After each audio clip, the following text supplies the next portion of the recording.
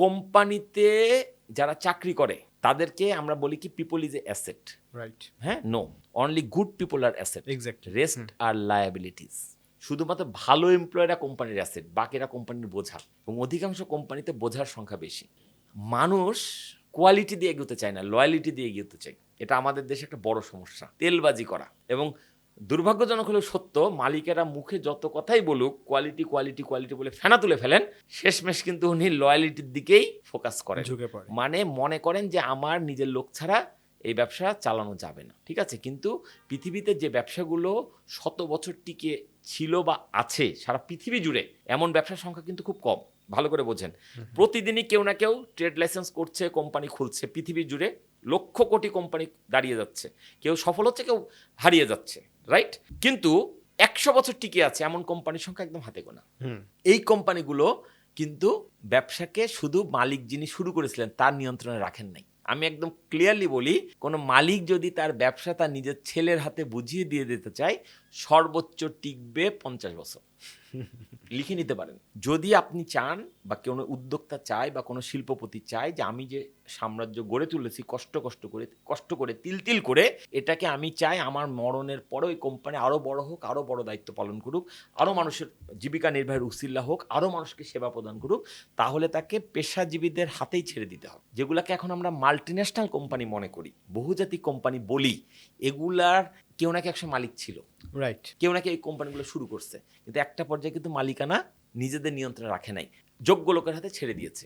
তাতে কিন্তু ব্যবসা হারিয়ে যায়নি, আমরা অবশ্য বিশ্বাস করতে পারি না, টিকে থাকছে, আরো টিকে থাকছে। কারণ যখন আপনি নিজের ছেলের হাতে দেবেন ব্যবসা, ছেলে যোগ্য হলেও দেবেন, অযোগ্য হলেও দেবেন। আর ছেলে যোগ্য হয়েছে খুব কম ক্ষেত্রে, এটা আবার একটা ব্যাখ্যা আমি একটু পরে দিচ্ছি, ঠিক আছে?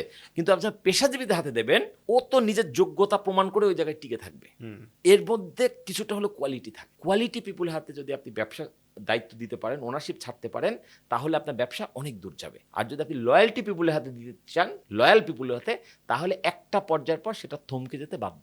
বাংলাদেশের অধিকাংশ শিল্প প্রতিষ্ঠান যেগুলোকে আমরা বড় গ্রুপ হিসেবে চিনি, গ্রুপ অফ কোম্পানিজ, বাইরে দিয়ে এখনো তাদেরকে বড় মনে হচ্ছে, ভিতরে তাসের ঘর হয়ে গেছে।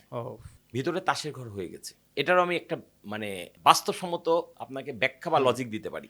লজিকটা হচ্ছে, বাবা যে সময় অফিসে আসতেন বা কর্মস্থলে ঢুকতেন আর যে সময়ে বের হতেন প্রতিদিন অফিস থেকে, ছেলে যদি বাবার আগে আসে আর বাবা চলে যাওয়ার পরে, মানে বাবা যে সময় বেরোতো তার পরে বের হয়, তাহলে ছেলের হাতে ব্যবসা বাপের চাইতে বড় হবে। ওকে, একদম উদাহরণ দিয়ে বলতে পারি, প্রাণ rifle group, major general Amjad সাহেব যতটা না কোম্পানির জন্য সময় দিয়েছেন, তার ছেলে আহসান খান চৌধুরী তার চাইতে বেশি ডেডিকেটেডলি কাজ করছেন, এই জন্য কোম্পানি বড় হচ্ছে।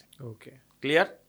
আকিস গ্রুপের নাম ধরেই বলছি, আকিস সাহেবও যে সময় দিতেন, তার অনেকগুলো সন্তান, সবাই ব্যবসাকে বড় করতে পারছে না, ওই একই কারণ।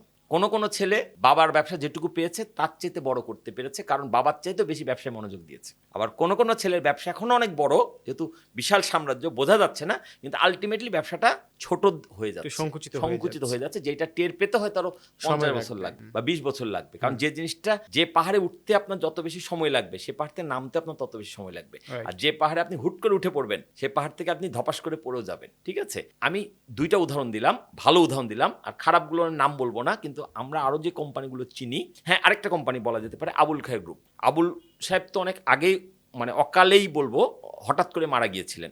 উনার ব্যবসা বড় হয়েছে কারণ উনার ছেলেরা উনার বাবার যেটুকু সময় দিতে পারছেন তার চেয়ে বেশি ডেডিকেটেডলি কাজ করেছেন। কিন্তু এই রকম আরেকটা কোম্পানি বলতে পারি, স্কয়ার, স্যামসাং চৌধুরী, উনি যেটুকু করেছেন উনার ছেলেরা তার চাইতে বেশি সময় দিয়ে, সব ছেলে না, কোনো ছেলে সময় দিয়ে ব্যবসাটাকে আরো বড় করেছে। এর বাইরে আরো যে কোম্পানিগুলোর নাম এই মুহূর্তে আপনার মাথায় ভাসছে, আমার মাথায় ভাসছে, বা দর্শকরা ভাবছেন যে ওই নামগুলো রাজীব ভাই বলে কিনা, সেই প্রত্যেকটা কোম্পানি তাসের ঘর। ওই কোম্পানিগুলো বাইরে দিয়ে অনেক বড়, ভেতরে কিচ্ছু নাই, ফোপা, হঠাৎ একদিন ধসে পড়বে।